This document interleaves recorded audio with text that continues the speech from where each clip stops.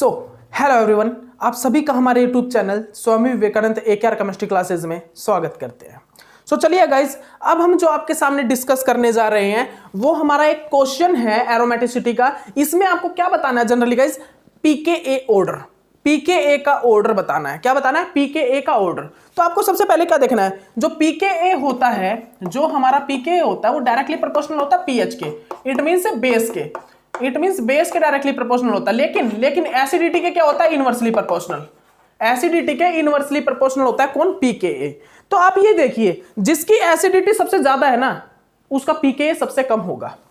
आप इसमें ये देख लीजिए, जिसकी एसिडिटी सबसे ज्यादा होगी वो उसका pKa सबसे कम होगा। तो देखिए यहां से मैंने प्रोटॉन निकाला गाइस, यहां पर आया नेगेटिव चार्ज।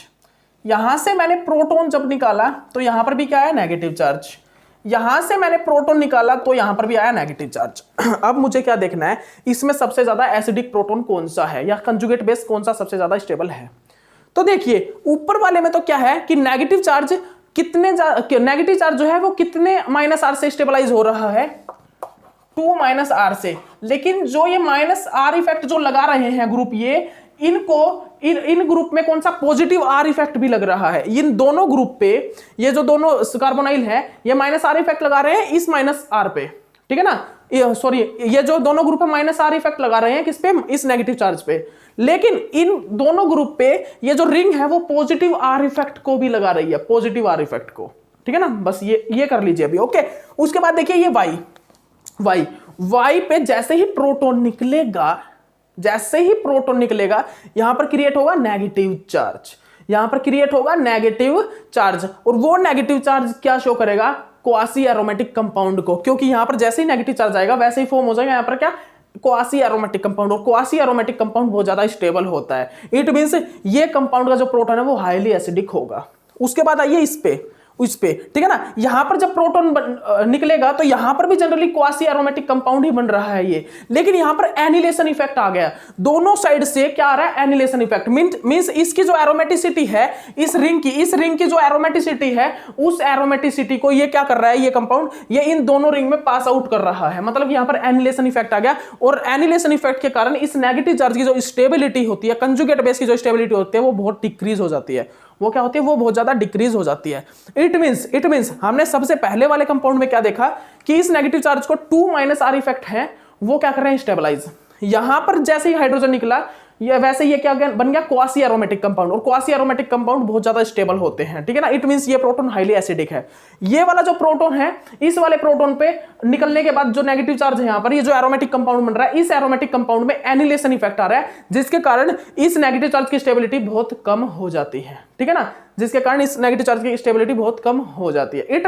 इट मींस यहां पर सबसे ज्यादा एसिडिक कौन सा होगा? Y।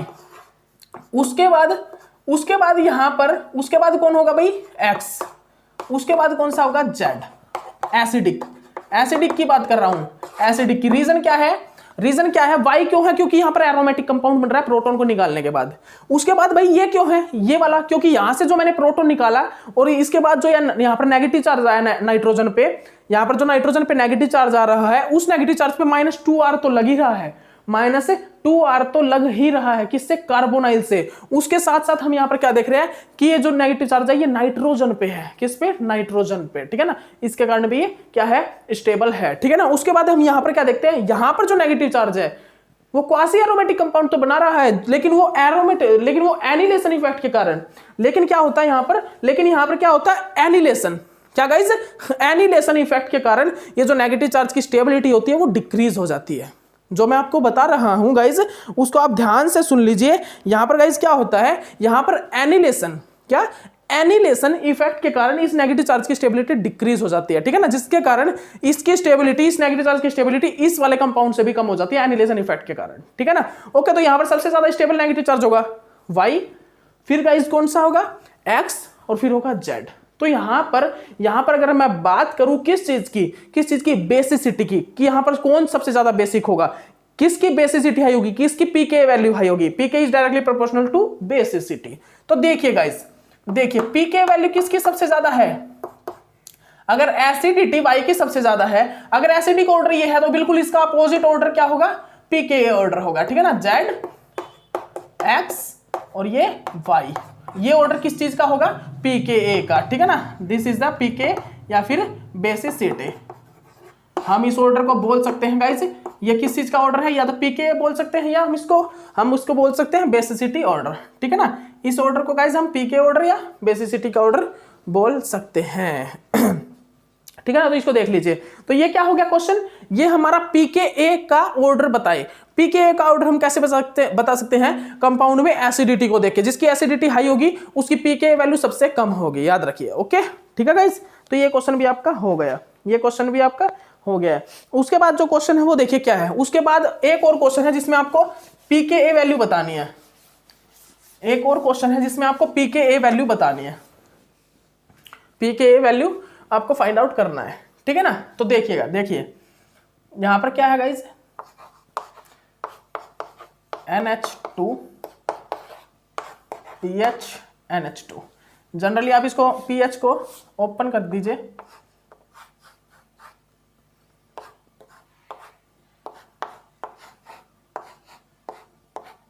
ये देखिए ये फर्स्ट कंपाउंड हो गया, ये हमारा फर्स्ट कंपाउंड हो गया,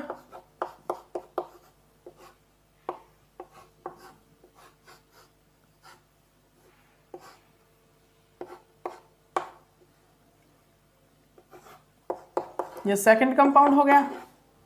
उसके बाद गाइस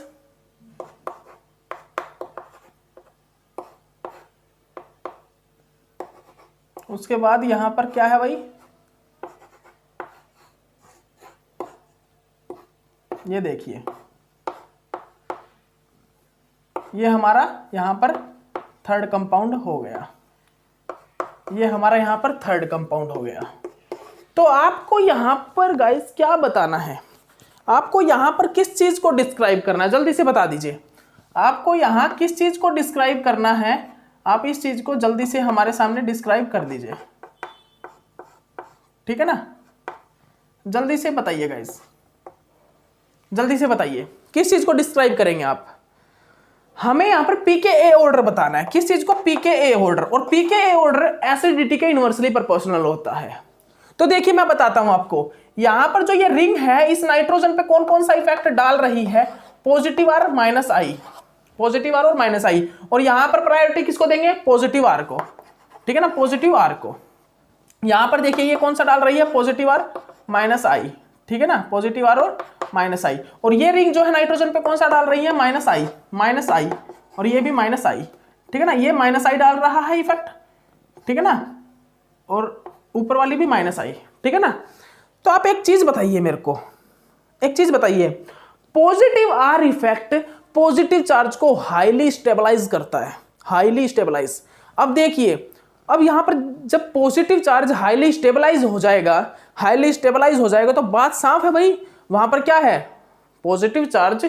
अगर हम बात करें पॉजिटिव चार्ज स्टेबिलिटी की, जहां पर पॉजिटिव चार्ज हाईली स्टेबलाइज होगा मतलब कि उसकी एसिडिटी हाई है, मतलब वो एसिडिक है, मतलब वहां पर इलेक्ट्रॉन डिफिशियंसी हाई है ना, पॉजिटिव चार्ज वहां पर हाई है, ठीक है ना। तो आप देखिए यहां पर भाई पॉजिटिव आर इफेक्ट लग रहा है, इस पॉजिटिव चार्ज को स्टेबलाइज कर रहा है, यहां पर भी पॉजिटिव आर लग रहा है, लेकिन यहां पर क्या लग रहा है, माइनस आई इफेक्ट। और माइनस आई इफेक्ट के कारण क्या होगा, पॉजिटिव चार्ज की स्टेबिलिटी कम होगी, किस पे, नाइट्रोजन पे। क्या होगा, माइनस आई इफेक्ट के कारण, जो माइनस आई इफेक्ट है उस माइनस आई इफेक्ट के कारण क्या होगा, पॉजिटिव चार्ज की स्टेबिलिटी जो है नाइट्रोजन के ऊपर कम होगी, क्या होगी, कम होगी। तो आप सभी को ये क्वेश्चन घर से करके लेके आना है। क्या करना है इसमें, आप इसमें एसिडिक ऑर्डर बताइएगा कि कौन सा यहां पर ज्यादा एसिडिक होगा। ये एक प्रकार से कंजुगेट एसिड ही तो है, ये कंजुगेट एसिड है। कंजुगेट एसिड यहां पर किस जगह पर कंजुगेट एसिड सबसे ज्यादा स्टेबल होगा, किस जगह पर कंजुगेट एसिड सबसे कम स्टेबल होगा, तो कर दीजिएगा। कंजुगेट एसिड का मैं बता देता हूं, देखिए जनरली जितना ज्यादा पॉजिटिव चार्ज लगेगा, यहां पर देखिए, यहां पर ये देखिए, यहां पर क्या कर रहा है, ये दोनों पॉजिटिव आर इफेक्ट लगा के इस कंजुगेट एसिड को क्या कर रहे हैं, स्टेबलाइज कर रही हैं, स्टेबलाइज कर रही हैं, करेंगी या नहीं, ठीक है ना, कर रही हैं, ओके ओके, ठीक है ना गाइज। तो ये क्या होगा, conjugate acid stable, stable conjugate acid, ठीक है ना। उसके बाद यहां पर क्या है, यहां पर ओनली एक ही तरफ से पॉजिटिव आर लग रहा है, ठीक है ना। तो ये कंजुगेट एसिड भी क्या होगा, ये कंजुगेट एसिड इससे लेस स्टेबल होगा, ठीक है ना। सेकंड वाला, फर्स्ट वाला कंजुगेट एसिड ज्यादा स्टेबल होगा, फर्स्ट वाला कंजुगेट एसिड क्या होगा, ज्यादा स्टेबल होगा। उसके बाद देखिए थर्ड वाला कंजुगेट एसिड जो होगा वो इनसे सबसे कम स्टेबल होगा, इन सभी से कम स्टेबल होगा कौन? Conjugate acid. और जिसका कंजुगेट एसिड हाईली स्टेबल होगा उसकी एसिडिटी कम होगी और उसकी बेसिसिटी हाई होगी। इट मींस अगर ये कंजुगेट एसिड स्टेबल है तो इसकी बेसिसिटी हाई है और इसकी एसिडिटी लो है। इट मींस अगर मैं यहां पर pKa का ऑर्डर लगाऊं, जल्दी बताइएगा गाइस, जल्दी बताइएगा, जल्दी से बताइए। यहां पर जो एसिडिक ऑर्डर, एक मिनट रुकिए गाइस, एक काम कीजिएगा, इस क्वेश्चन को आप घर से करके लेके आना। इस क्वेश्चन में थोड़ा कंफ्यूजन पैदा हो रहा है, इस क्वेश्चन में थोड़ा कंफ्यूजन है, या तो मैंने ही ऑर्डर गलत लगाया हो। एक मिनट रुकिए गाइस। यहां से जैसे ही प्रोटॉन निकलेगा हम देख लेते हैं, एक मिनट रुक जाइए, इस क्वेश्चन को थोड़ा दोबारा रिवाइज कीजिए। यहां से जैसे ही प्रोटॉन निकलेगा लोन पेयर ऑफ इलेक्ट्रॉन आएंगे, ठीक है ना, लोन पेयर ऑफ इलेक्ट्रॉन आएंगे, ठीक है ना, स्टेबलाइज होना चाहेगा ये जितना बड़ा ग्रुप है। तो आप सभी ने एक चीज देखी भी थी, यहां से ही प्रोटॉन निकलेगा जल्दी से जल्दी और यहां पर लोन पेयर ऑफ इलेक्ट्रॉन आएंगे, यहां से ही प्रोटॉन निकलेगा और यहां पर भी मेरा जल्दी से जल्दी लोन पेयर ऑफ इलेक्ट्रॉन आना चाहेंगे। अब एक चीज देखिए guys, lone pair of electron resonance में किसका रेजोनेंस सबसे हाई होगा?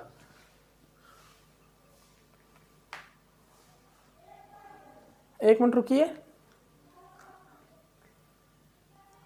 इसमें एसिडिक ऑर्डर किसका ज्यादा होगा गाइस? बस मेरे को एसिडिक ऑर्डर बता दीजिए, बस आप सभी मिलके मेरे को एसिडिक ऑर्डर इसका बता दीजिए। एसिडिक ऑर्डर जिसकी एसिडिटी हाई होगी ना उसका pKa कम होगा, जिसकी एसिडिटी हाई होगी उसका pKa क्या होगा? कम होगा गाइस। तो इस सभी में एसिडिटी किसकी हाई होगी, इसकी या उसकी? जल्दी बता दीजिए, जल्दी बता दीजिए गाइस। तो अगर हम कंजुगेट एसिड की बात करें, कंजुगेट एसिड की, एक मिनट रुक जाइए गाइस, एरोमेटिसिटी यहां पर किसकी ज्यादा होगी? लोन पेयर ऑफ इलेक्ट्रॉन किस में ज्यादा? ये देखिए ये माइनस, ये तो बात साफ है, ये माइनस आई इफेक्ट शो कर रही है दोनों की दोनों रिंग, ये दोनों ही रिंग माइनस आई इफेक्ट को शो कर रही हैं। किस चीज को? माइनस आई इफेक्ट को शो कर रही हैं, ठीक है ना। ओके, ये दोनों पॉजिटिव आर इफेक्ट को शो कर रही हैं। अब माइनस आई इफेक्ट जनरली क्या करेगा? माइनस आई इफेक्ट क्या करेगा? जल्दी बताइए। माइनस आई चार्ज पॉजिटिव चार्ज को डिस्टेबलाइज करेगा, पॉजिटिव चार्ज को डिस्टेबलाइज करेगा। तो हो गया question solve out, question solve out हो गया, क्वेश्चन आपके सामने सोल्व आउट हो गया गाइस, क्वेश्चन अभी सोल्व आउट हो गया। क्या हमने कंजुगेट एसिड का ऑर्डर ही गलत बता दिया? कंजुगेट एसिड का ऑर्डर सही नहीं था, क्यों? क्योंकि minus negative charge positive charge की स्टेबिलिटी को डिक्रीज करती हैं। जहां पर पॉजिटिव चार्ज अनस्टेबल होगा इट मींस वो हाईली एसिडिक होगा, जहां पर पॉजिटिव चार्ज कम स्टेबल होगा इसका मतलब साफ है कि उसकी एसिडिटी हाई होगी। यही हुआ ना, साफ सी बात है, यही हुआ। इसका मतलब तो ये है कि यहां पर थर्ड क्या है? ज्यादा एसिडिक है, फिर फर्स्ट है, फिर सेकंड है, उसके बाद फर्स्ट है। इट मींस ये एसिडिक ऑर्डर होगा और इसका pKa, इसकी जो pKa वैल्यू होगी, pKa ऑर्डर जो होगा वो होगा ये होगा भाई pKa ऑर्डर, ठीक है ना, यही होना चाहिए ना, यही होना चाहिए pKa।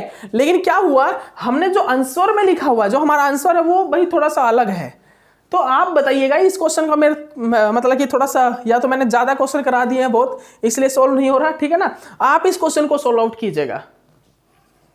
अब ये क्वेश्चन आपको दे रहा हूं घर के लिए, मेरे को करना होगा तो मैं भी कर दूंगा, लेकिन ये क्वेश्चन आपके लिए है, घर के लिए ये क्वेश्चन, ठीक है ना। आपका होमवर्क है ये क्वेश्चन, आप इसमें pKa ऑर्डर लगाइएगा कि, ठीक है ना, pKa का ऑर्डर। देखिए हमारे अकॉर्डिंग क्या है कि, देखिए हमारे अकॉर्डिंग क्या है, अब ये मत सोचिएगा कि सर आपसे क्वेश्चन सोल्व आउट नहीं हो रहा, ठीक है ना। अब मैं एक चीज बता देता हूं, मैं तो करने को तो मैं कर दूंगा ये क्वेश्चन सोल्व आउट, मेरे को तो पता भी है इसका आंसर क्या आएगा, ठीक है ना, लेकिन मैंने ये आपको होमवर्क दे दिया आपके लिए, ठीक है ना। देखते हैं कौन कौन स्टूडेंट इस क्वेश्चन को सोल्व आउट करके कमेंट करेगा, ठीक है ना, कौन कौन स्टूडेंट कमेंट करेगा जल्दी से इसको सोल्व आउट करके। तो सुनिएगा, दोबारा सुन लीजिए, मैंने क्या बताया कि माइनस आई इफेक्ट क्या करता है? पॉजिटिव चार्ज को डिस्टेबलाइज करता है, पॉजिटिव चार्ज को डिस्टेबलाइज करता है। किसको? पॉजिटिव चार्ज को, ठीक है ना, पॉजिटिव चार्ज को डिस्टेबलाइज करता है कौन? Minus charge. तो पॉजिटिव चार्ज को डिस्टेबलाइज करता है, इट मींस यहां पर पॉजिटिव चार्ज हाईली डिस्टेबलाइज है, और जितना ज्यादा डिस्टेबलाइज होगा इसकी एसिडिटी उतनी ज्यादा हाई होगी, उतनी ज्यादा हाई होगी, एसिडिटी इसकी उतनी ज्यादा हाई होगी। हो सकती है क्या ऐसे? एसिडिटी हाई हो सकती है? सबसे पहले तो मेरे को ये बताइए कि ये पॉजिटिव चार्ज, ये जो नाइट्रोजन है, ये जो अमोनियम आयन है, ये और रिएक्ट कर सकता है किसी के साथ? कर सकता है क्या? आपको क्या लग रहा है? कर सकता है? बिल्कुल भी नहीं कर सकता, क्योंकि नाइट्रोजन का ऑक्टेट कंप्लीट है यहां पर, क्योंकि यहां पर नाइट्रोजन का ऑक्टेट कंप्लीट है। अमोनियम आयन जो होता है, बात सुन लीजिए ध्यान से, जो अमोनियम आयन होता है वो तो ना तो वो एसिड होता है, वो ना ही बेस होता है, वो किसी के साथ जनरली रिएक्शन नहीं करता। लेकिन फिर भी हम यहां पर इसकी pKa वैल्यू निकाल सकते हैं। किस प्रकार? हाइड्रोजन को निकाल देंगे, हाइड्रोजन को निकालने के बाद जो नाइट्रोजन पे लोन पेयर ऑफ इलेक्ट्रॉन है उनकी स्टेबिलिटी देख लेंगे कहां पर ज्यादा है। उनकी स्टेबिलिटी वो जहां पर कम स्टेबल होंगे ना, जहां पर लोन पेयर ऑफ इलेक्ट्रॉन जो हमारे हैं वो जहां कम स्टेबल होंगे उसकी बेसिसिटी हाई होगी। जिसकी बेसिसिटी मतलब जहां पर कम स्टेबल होंगे इट मींस उसकी बेसिसिटी हाई है, और जिसकी बेसिसिटी हाई होगी उसका आपको पता है, जिसकी बेसिसिटी हाई होगी उसका आप सभी को पता है वो क्या होगा? पीके वैल्यू उसकी हाई होगी। तो आप इस चीज से निकाल सकते हो क्यों? बेसिसिटी, ठीक है ना। तो अब आप इस क्वेश्चन को सोल्व आउट कर सकते हो। कैसे करोगे? मैं करके दिखाऊं क्या, या घर से करके लाओगे? घर से करके लाओगे। देखिए देखिए करके दिखा देते हैं आपको, या फिर आपको इस क्वेश्चन में कभी प्रॉब्लम क्रिएट ना हो जाए और वो प्रॉब्लम फिर आपको कभी सभी क्वेश्चन करने में दिक्कत दे, ठीक है ना। देखिए मैंने यहां से प्रोटॉन निकाल दिया, ठीक है ना। उसके बाद यहां पर लोन पेयर ऑफ इलेक्ट्रॉन आ गए, ये देखिए ये लोन पेयर ऑफ इलेक्ट्रॉन आ गए। अब एक चीज बताइएगा, ये जो लोन पेयर ऑफ इलेक्ट्रॉन है ये कहां पर ज्यादा स्टेबल होंगे? माइनस आई इफेक्ट क्या करता है? माइनस आई इफेक्ट क्या करता है गाइस? जल्दी बताइए, माइनस आई इफेक्ट क्या करता है? Minus I effect lone pair of electron को ज्यादा स्टेबलाइज करेगा, क्योंकि लोन पेयर ऑफ इलेक्ट्रॉन एक प्रकार से नेगेटिव चार्ज ही तो है, नेगेटिव चार्ज ही तो है। तो यहां पर लोन पेयर ऑफ इलेक्ट्रॉन ज्यादा स्टेबल होंगे, क्योंकि भाई अमोनियम आयन एसिडिटी का बिहेवियर क्यों शो करेगा? वो क्यों करेगा भाई? किस चीज के कारण करेगा? वो रिएक्ट करेगा नहीं किसी के साथ, क्योंकि उसका ऑक्टेट कंप्लीट है। लेकिन हम जैसे यहां से प्रोटॉन को बाहर निकालेंगे, प्रोटॉन को बाहर निकालने के बाद हम इसका बेसिसिटी ऑर्डर निकाल सकते हैं। कैसे? इस नाइट्रोजन के लोन पेयर ऑफ इलेक्ट्रॉन की स्टेबिलिटी को चेक करके। यहां पर माइनस आर इफेक्ट है, सॉरी माइनस आई इफेक्ट है, और माइनस आई इफेक्ट क्या करता है? स्टेबिलिटी को इंक्रीज करता है, नाइट्रोजन की इलेक्ट्रोनेगेटिविटी को और ज्यादा करेगा। क्या कर रहा है? ये इलेक्ट्रॉन को अपनी ओर खींच रहा है, जिसके कारण क्या होगा? नाइट्रोजन पे जो लोन पेयर ऑफ इलेक्ट्रॉन है उस पे क्या होगा? उसकी स्टेबिलिटी इंक्रीज हो जाएगी, बिकॉज नाइट्रोजन की इलेक्ट्रोनेगेटिविटी इंक्रीज होगी, जिसके कारण नाइट्रोजन के lone pair of electron stable हो जाएंगे। लेकिन यहां पर क्या है? यहां पर क्या इन दोनों में पॉजिटिव आर इफेक्ट लग रहा है, और पॉजिटिव आर इफेक्ट क्या करते हैं? इलेक्ट्रॉन को डोनेट करते हैं, और जैसे जैसे ये इलेक्ट्रॉन को डोनेट करेंगे नाइट्रोजन पे क्या होगा? इलेक्ट्रॉन डेंसिटी इंक्रीज हो जाएगी। नाइट्रोजन पे क्या होगा गाइस? नाइट्रोजन पे क्या होगा? इलेक्ट्रॉन डेंसिटी इंक्रीज हो जाएगी। जैसे ही नाइट्रोजन पे इलेक्ट्रॉन डेंसिटी क्या होगी गाइस? इंक्रीज होगी, वैसे ही क्या होगा? नाइट्रोजन पे जैसे ही इलेक्ट्रॉन डेंसिटी इंक्रीज होगा इसका बेसिसिटी ऑर्डर क्या हो जाएगा? इंक्रीज। तो ए वाले में क्या होगा? ए वाले में क्या होगा गाइस? ए वाले में बेसिसिटी सबसे ज्यादा, मतलब कि पीके वैल्यू ए वाले की सबसे ज्यादा होगी।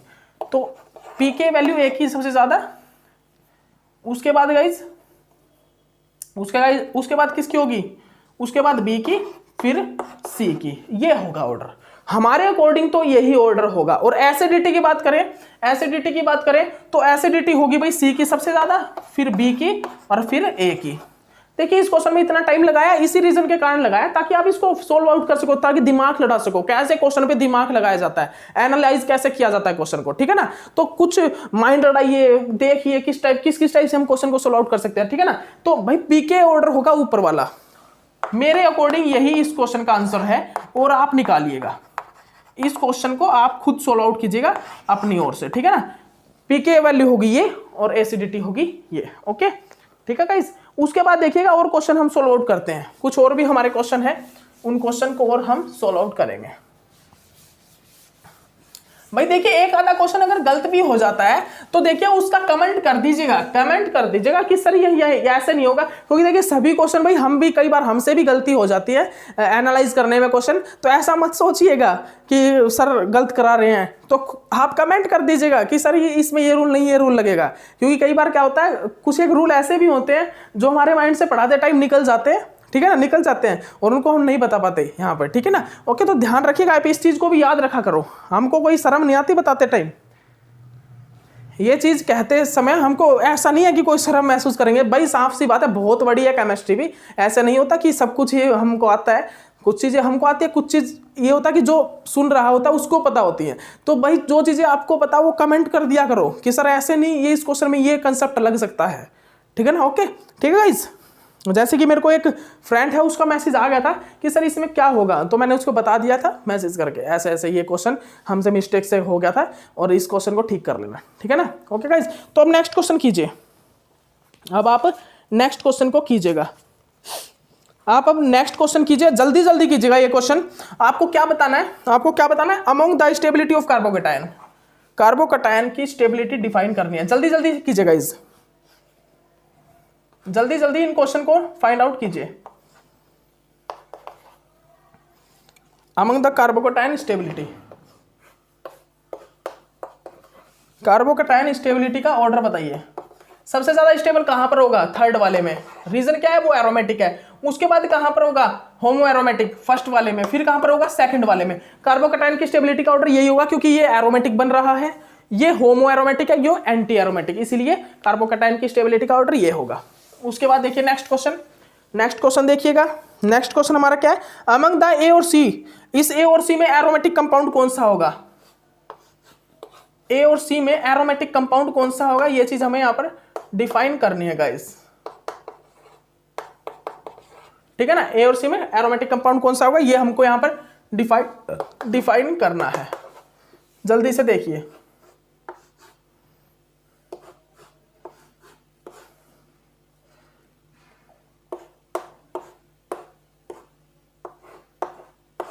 ठीक है ना।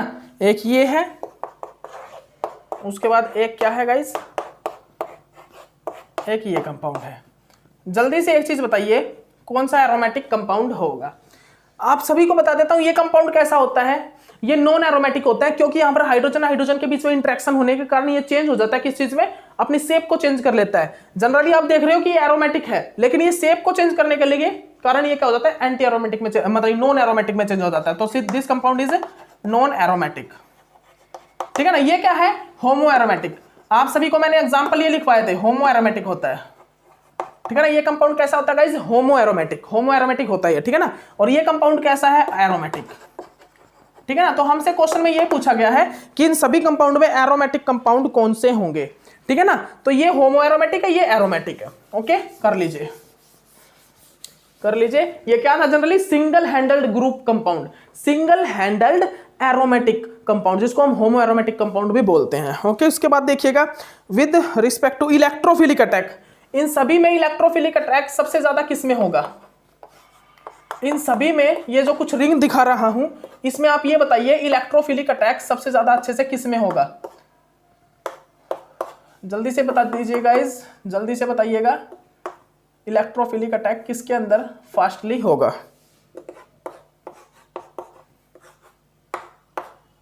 ये देखिए, ये आपके पास 3 कंपाउंड्स हैं, ये आपके सामने गाइस 3 कंपाउंड्स हैं। ये बताइए इलेक्ट्रोफिलिक अटैक किसके अंदर सबसे फास्टली होगा गाइस, जल्दी बताइएगा।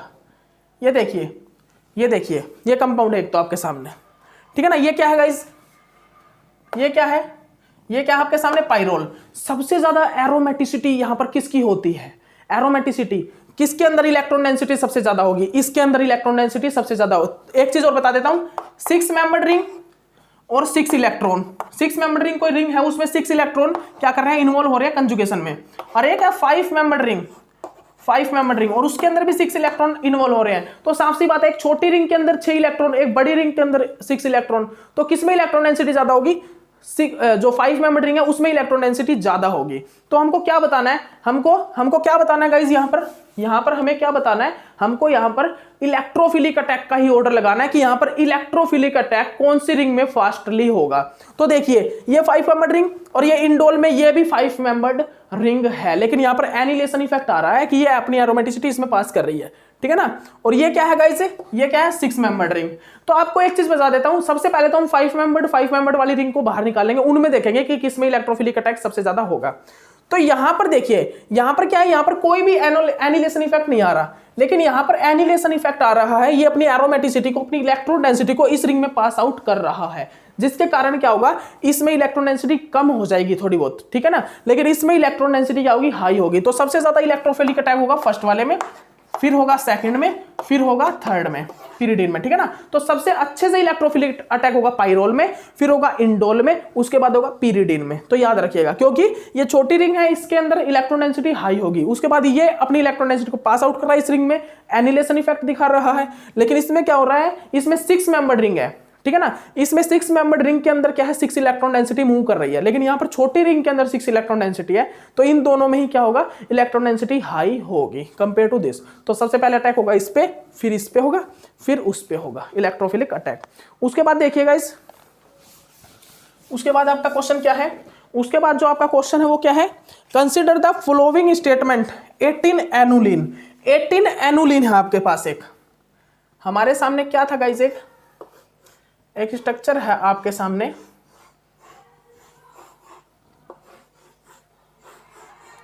ये देख लीजिए, जल्दी देख लीजिए इसको।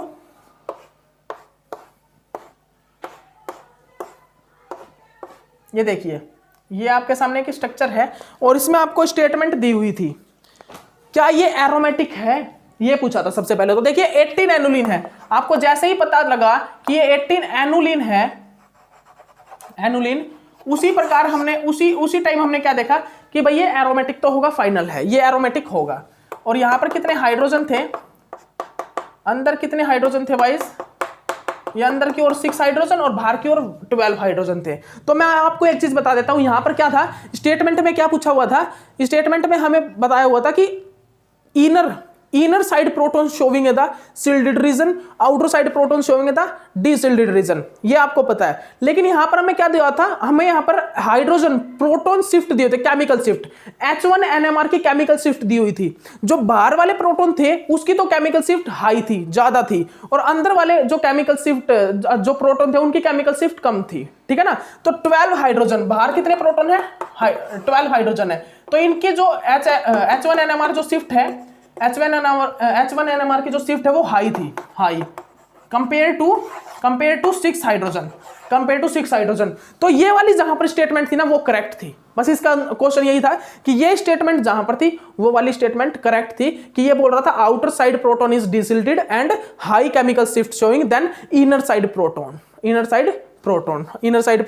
सील्डेड प्रोटॉन, ठीक है ना। ओके, उसके बाद जो क्वेश्चन है वो क्या था वो लिखिए।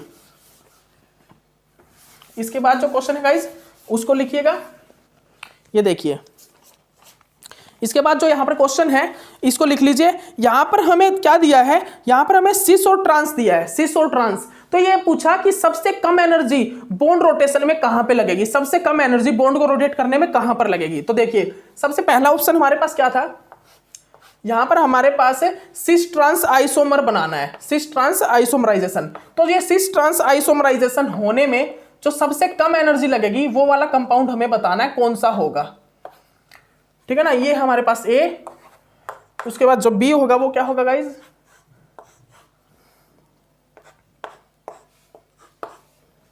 जो बी होगा गाइज,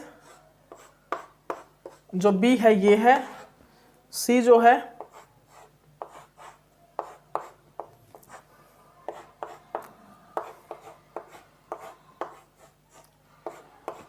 ये सी है, उसके बाद जो डी होगा वो क्या होगा,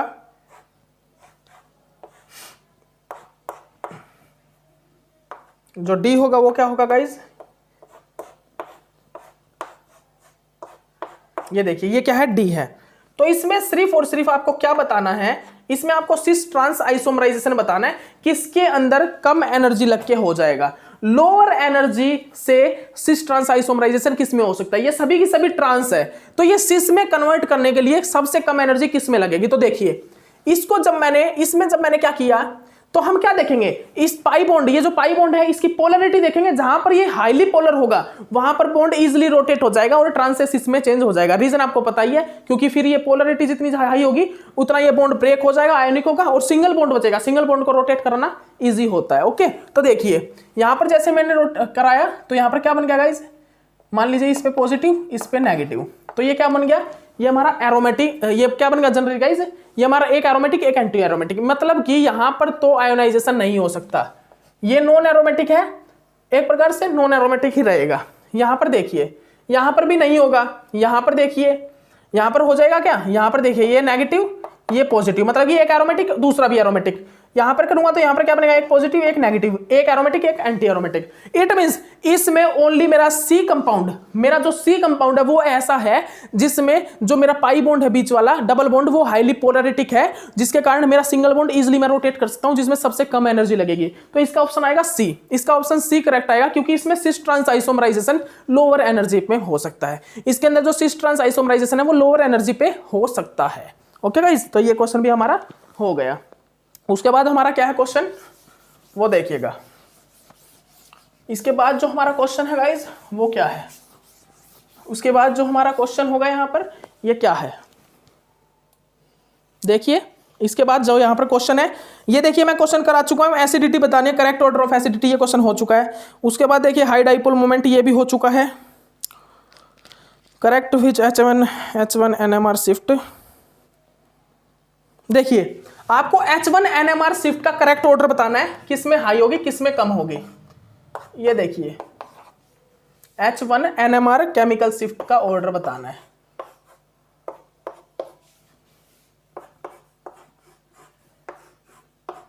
तो आप सभी को एक चीज पता है गाइज, यहां पर कौन सा चार्ज मूव कर रहा है रिंग के अंदर, नेगेटिव चार्ज, नेगेटिव चार्ज। यहां पर कौन सा चार्ज रिंग के अंदर मूव कर रहा है, पॉजिटिव चार्ज।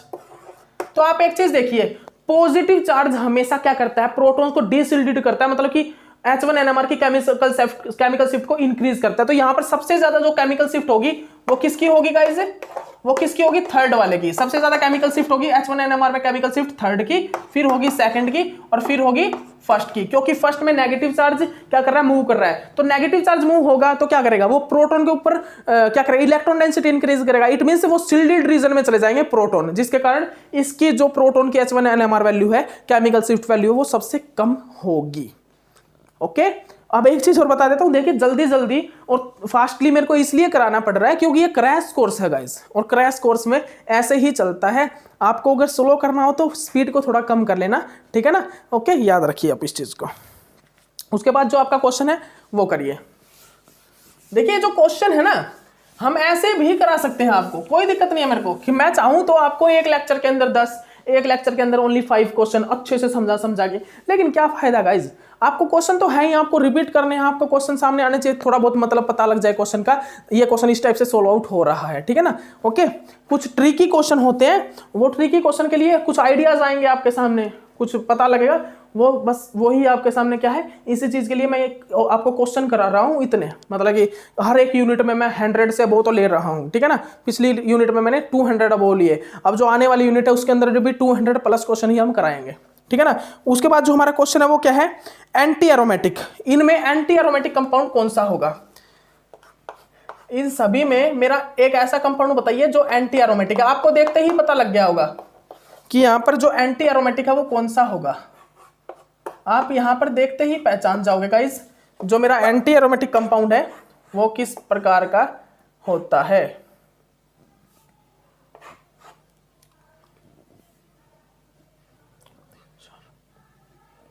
एक मिनट रुकिए गाइस, ठीक है ना।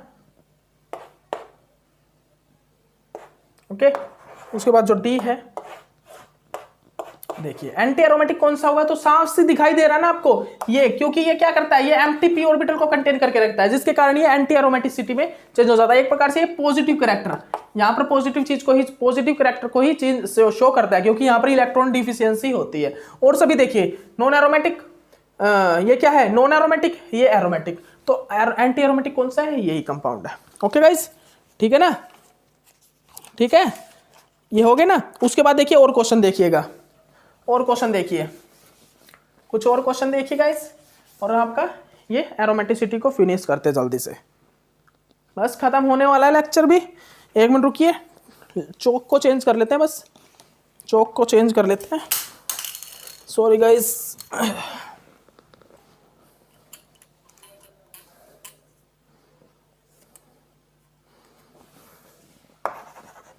चलिए चलिए स्टार्ट करते हैं। हमारा नेक्स्ट क्वेश्चन क्या है, नेक्स्ट क्वेश्चन क्या होगा, ये क्वेश्चन कर चुके हैं क्या, करेक्ट ऑर्डर ऑफ बेसिसिटी हो जाएगा, ये क्वेश्चन हम कर चुके हैं। करेक्ट ऑर्डर ऑफ बेसिसिटी का करेक्ट ऑर्डर बताना है यहाँ पर। बता सकते हो, ये भी 660। एक चीज याद रखिएगा, जो C60 होता है वो सोल्यूबल होता है बेंजीन सोलवेंट के अंदर, नॉन पोलर सोलवेंट के अंदर। हम सबसे पहले चलिए बेसिसिटी बता दीजिए, ये क्वेश्चन है आपके सामने एक, और इसकी बेसिसिटी आपको डिस्क्राइब करनी है। फर्स्ट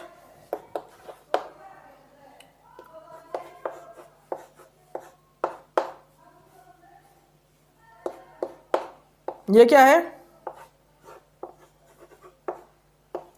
ये सेकंड है,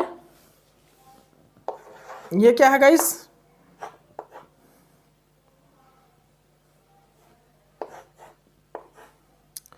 वैसे देखिए ये क्वेश्चन मैंने आपको करवाया हुआ है, पहले भी करवाया था मैंने ये क्वेश्चन आपको। उसके बाद क्या है, डी।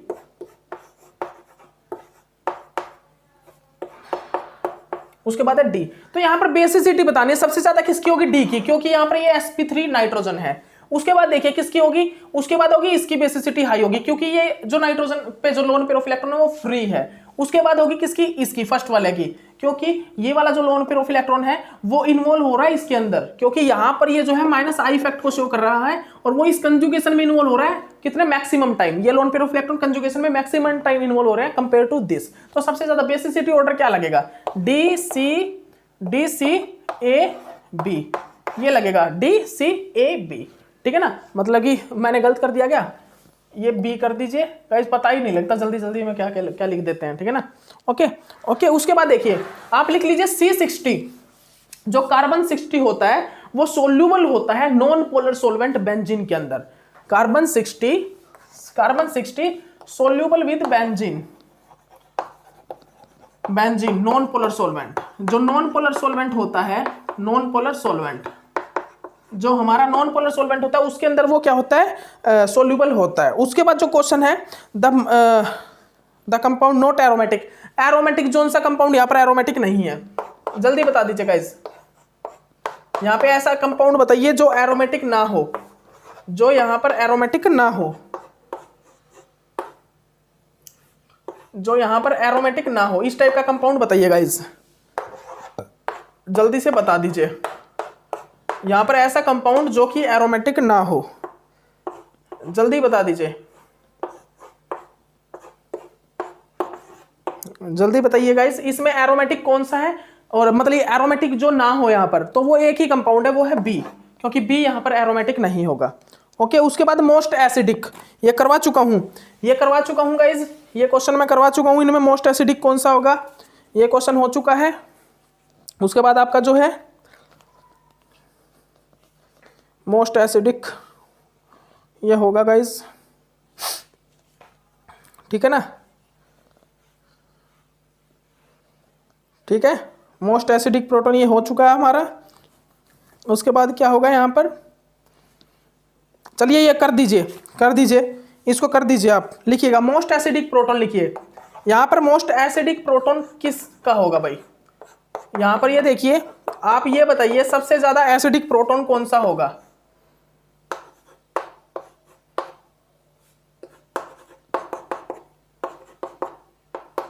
सबसे ज्यादा एसिडिक प्रोटॉन कौन सा होगा, most acidic proton. Generally guys ये क्वेश्चन मैं आपको करा चुका हूं वैसे तो,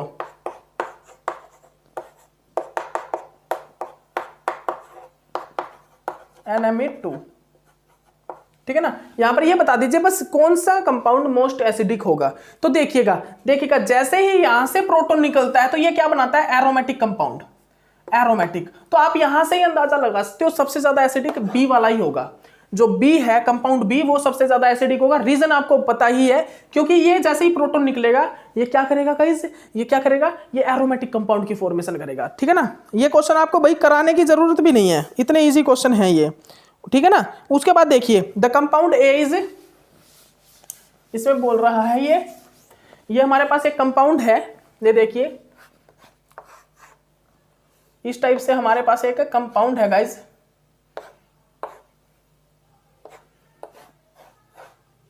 ये देखिए इस टाइप से हमारे सामने एक कंपाउंड है। ये बोल रहा है कि ये जो एजुलिन है ये हाईली पोलरिटिक और एरोमेटिक होता है। क्या होता है, हाईली पोलर और क्या होता है, एरोमेटिक होता है। हाईली पोलर और ये एरोमेटिक होता है। ये क्या होता है गाइस, हाईली पोलर और ये हाईली एरोमेटिक होता है, ठीक है ना। कैसे होगा गाइस, देखिए देखिए ये देखिए, ये देखिए क्या आ जाएगा यहाँ पर, ये हाईली पोलर होगा क्या, नहीं,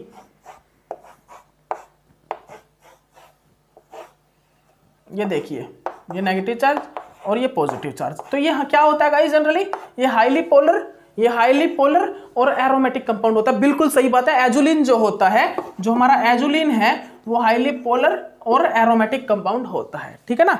ओके, तो आप इस चीज को अपनी कॉपी में अच्छे से आप सभी स्टूडेंट नोट डाउन कर लीजिए, आप सभी स्टूडेंट इसको नोट डाउन कर लीजिए अच्छे से अपनी कॉपी में, ठीक है ना। उसके बाद decreasing order of reactivity towards the electrophile, electrophile towards से कौन सी यहाँ पर डिक्रीजिंग ऑर्डर कौन सा होगा, इलेक्ट्रोफिलिक अटैक में डिक्रीजिंग ऑर्डर बताइएगा। बहुत अच्छा क्वेश्चन है गाइस, बहुत अच्छा क्वेश्चन है। आप सभी इस क्वेश्चन में गलती कर बैठते हो, बहुत से स्टूडेंट मैंने देखे हैं इस क्वेश्चन के अंदर गलती करते हैं, और क्वेश्चन कुछ भी नहीं है, क्वेश्चन बिल्कुल ईजी है। ये क्वेश्चन जो है बिल्कुल इजी है, लेकिन गलती फिर भी करते हैं, पता नहीं क्यों करते हैं।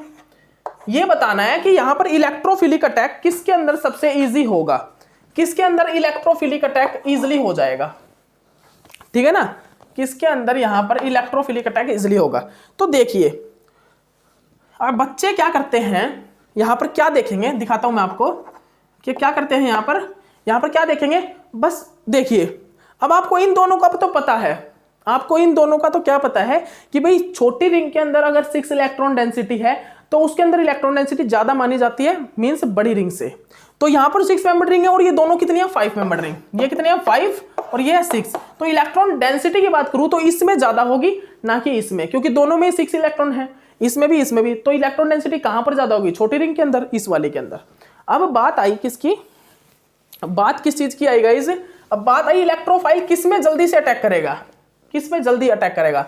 तो देखिए इसमें electron density compare to this low है, तो अब इन दोनों का कंपेयर करते हैं। तो बच्चे क्या करते हैं कि दिस इज, ये क्या है, ये लेस इलेक्ट्रोनेगेटिव है देन नाइट्रोजन से, ये क्या है, जो ये सल्फर है नाइट्रोजन से लेस इलेक्ट्रोनेगेटिव है। इट मींस ये जल्दी से क्या करेगा, अपनी इलेक्ट्रॉन डेंसिटीज में पास करेगा और जल्दी से पास करेगा कंपेयर टू नाइट्रोजन, और यहां पर क्या कर देगा, इलेक्ट्रॉन को इंक्रीज कर देगा। इट मींस इलेक्ट्रोफाइल कहां पर फास्टली अटैक करेगा, इलेक्ट्रोफाइल इस रिंग में फास्टली अटैक करेगा, मींस बी में इलेक्ट्रोफाइल सबसे ज्यादा अटैक करेगा सबसे फास्टली, ठीक है ना। उसके बाद ए में करेगा और उसके बाद क्या करेगा, सी में, ठीक है ना। ऐसे कर देते हैं स्टूडेंट, लेकिन this is wrong, this is wrong. Reason क्या होता है, आप सभी को भी पता है, कार्बन और सल्फर के बीच में जो ओवरलैपिंग होती है वो कैसी होती है, 2p और 3p, और कार्बन और नाइट्रोजन के बीच में होती है जो वो होती है 2p और 2p, ठीक है ना। तो 2p ऑर्बिटल की ओवरलैपिंग अच्छी होती है, 2p और 3p की, 2p की अच्छी होती है। तो यहां पर 2p और 2p ऑर्बिटल में जो इलेक्ट्रॉन की पेयरिंग होगी वो अच्छे से होगी। तो यहां पर इन दोनों में जो अच्छे से इलेक्ट्रॉन शेयरिंग होगा वो कहां पर होगा, ये जो ऑर्बिटल है, ये देखिए, ये यहां पर इस प्रकार ऑर्बिटल होता है, ठीक है ना, इस प्रकार यहां पर ये ऑर्बिटल होते हैं। ये नाइट्रोजन का ऑर्बिटल हो गया, ये इस प्रकार यहां पर जनरली गाइस ये ऑर्बिटल होते हैं इस प्रकार, ठीक है ना। तो ये नाइट्रोजन के जो लोन पेयर ऑफ इलेक्ट्रॉन है, ठीक है ना, वो क्या करेंगे, ये 2p, ये भी 2p और ये भी 2p है, लेकिन यहां पर क्या होता है 3p और ये क्या होते हैं 2p होते हैं ऑर्बिटल्स, ठीक है ना। तो देखिए 3p और 2p के बीच में क्या नहीं हो पाता, अच्छे से इंटरेक्शन नहीं होता, क्योंकि 3p क्या है, बड़े हैं 2p से, लेकिन ये दोनों का साइज बिल्कुल इक्वल है। तो lone pair of electron easily यहां पर क्या हो जाते हैं, शेयरिंग पेयरिंग हो जाती है। मतलब कि जो कंजुगेशन है वो कहां पर ज्यादा अच्छे से होगा, इस वाले में या इस वाले में। तो पता है आपको, इस वाले में जो जिसमें कंजुगेशन ज्यादा अच्छे से होगा वहां पर इलेक्ट्रॉन डेंसिटी ज्यादा होगी देन दिस, ठीक है ना। तो अगर अब मैं बात करूं कि यहां पर करेक्ट ऑर्डर क्या होगा, करेक्ट ऑर्डर क्या होगा इलेक्ट्रोफिलिक अटैक का, तो सबसे अच्छे से इलेक्ट्रॉन डेंसिटी किस में है, ज्यादा इलेक्ट्रॉन डेंसिटी किस में है, पहले वाले में।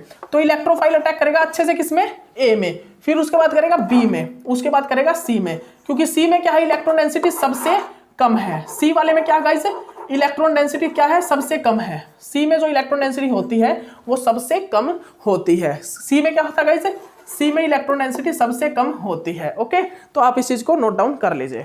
इसके बाद देखिएगा डिक्रीजिंग ऑर्डर ऑफ एसिडिटी,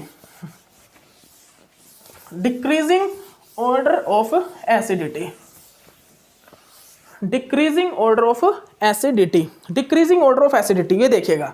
तो हमारा यहां पर क्या है question, question A, question A,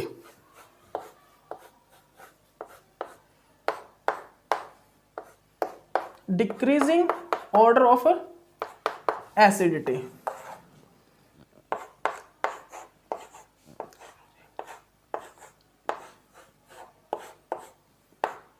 decreasing order of acidity, जल्दी बताइएगा गाइज। यहां पर आपको एक कंजुगेट बेस की स्टेबिलिटी देखनी है। यहां पर जो आपका कंजुगेट बेस बनेगा ना, उसकी स्टेबिलिटी ही देखनी है आपको।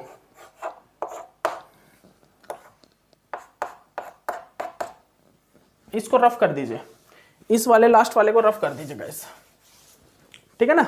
यहां पर आपको जो कंजुगेट बेस बनेगा आपका, उसकी ही स्टेबिलिटी फाइंड आउट करनी है।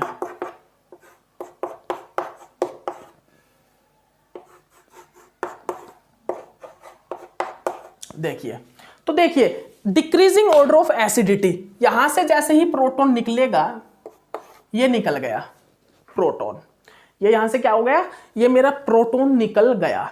तो इस प्रोटॉन पे देखिए कितना इफेक्ट लग रहा है, कितने माइनस आर इफेक्ट लग रहे हैं। इस प्रोटॉन को, मतलब इस नेगेटिव चार्ज को कितनी रिंग स्टेबलाइज दे रही है, कितनी रिंग स्टेबल कर रही है भाई, एक ये रिंग, एक ये रिंग। कौन सा इफेक्ट लगा रही है इस नेगेटिव चार्ज, इस पे माइनस आर इफेक्ट, किस पे, इस नेगेटिव चार्ज पे, क्योंकि ये इस साइड भी कंजुगेट कर सकता है, इस साइड भी, तो माइनस आर इफेक्ट लगा रही है।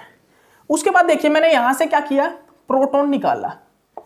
यहां से मैंने क्या किया गाइस, प्रोटॉन को बाहर निकाला। जैसे ही मैंने यहां से प्रोटॉन को बाहर निकाला, जैसे ही मैंने इस जगह से प्रोटॉन को बाहर निकाला, तो इसमें हमने क्या देखा गाइस, इसमें हमने क्या देखा कि ये जो प्रोटॉन है ये लेस स्टेबल होगा, ये वाला प्रोटॉन लेस स्टेबल होगा इनसे। क्योंकि ये जो प्रोटॉन क्यों लेस स्टेबल है, क्योंकि यहां पर जो इसकी एरोमेटिसिटी फॉर्म हो रही है ना, वो एरोमेटिसिटी इन दोनों रिंग में पास आउट हो रही है। वो एरोमेटिसिटी इन दोनों रिंग में क्या हो रही है गाइज, पास आउट हो रही है, क्योंकि एनिलेशन इफेक्ट यहां पर हो रहा है। यहां पर क्या हो रहा है गाइज, यहां पर जो है एनिलेशन इफेक्ट हो रहा है। देख सकते हो आप अच्छे से यहां पर देख सकते हो इसको, ठीक है ना। आप इसको अच्छे से यहां पर देख लीजिए। एक मिनट रुकिए गाइज।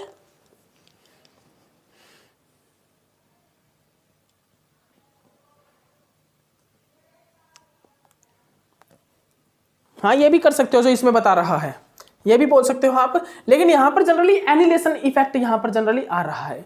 इसके अंदर देखिए, उसके बाद आप ये देखिए, यहां पर जो नेगेटिव चार्ज है, यहां पर जो नेगेटिव चार्ज है, इस पे देखिए, इस पे देखिए आप, इस पे देखिए, इस पे ये देखिए कौन सा इफेक्ट लगा रही है, माइनस आर इफेक्ट।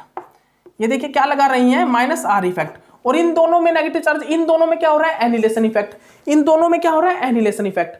तो देखिए, अगर मैं आप यहां से बात करूं कि यहां पर नेगेटिव चार्ज सबसे ज्यादा स्टेबलाइज कहां पर होगा, मेरे अकॉर्डिंग जो आंसर कुछ और है, आंसर यहां पर कुछ और लिखा हुआ है, आंसर कुछ और है। लेकिन देखिएगा ये दोनों, देखिए यहां पर तो एनिलेशन इफेक्ट आ गया, जिसके कारण, एनिलेशन इफेक्ट के कारण क्या होता है, एरोमेटिसिटी डिक्रीज होती है।